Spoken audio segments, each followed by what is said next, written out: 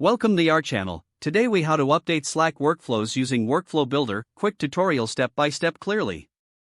To begin, open your Slack workspace. Click on the Tools menu in the sidebar. Select Workflow Builder from the drop-down list. In the Workflow Builder panel, you'll see a list of your existing workflows. Choose the workflow you want to update by clicking on it. Once the workflow is open, you can adjust the name if needed. Click on the Edit button to make changes to the workflow. To add a new step, click the plus Add Step option. A list of available steps will appear for you to choose from. Select the step type you want to add, such as send a message or custom form.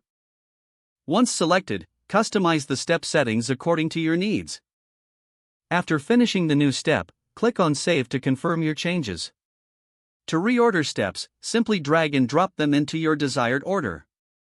If you want to remove a step, click the trash can icon next to it. Check all changes to ensure everything is set up correctly.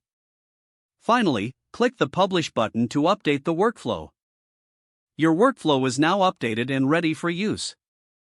If the page does not load, refresh the browser or try again in a private or incognito window.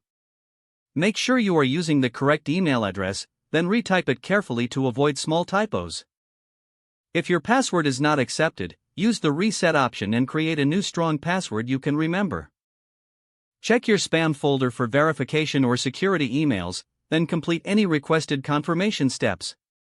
Enable two-factor authentication if available to improve account security and reduce unauthorized access risk.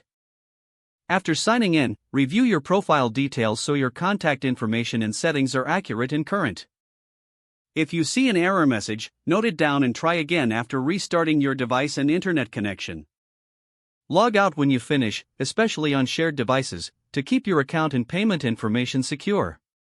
If the page does not load, refresh the browser or try again in a private or incognito window.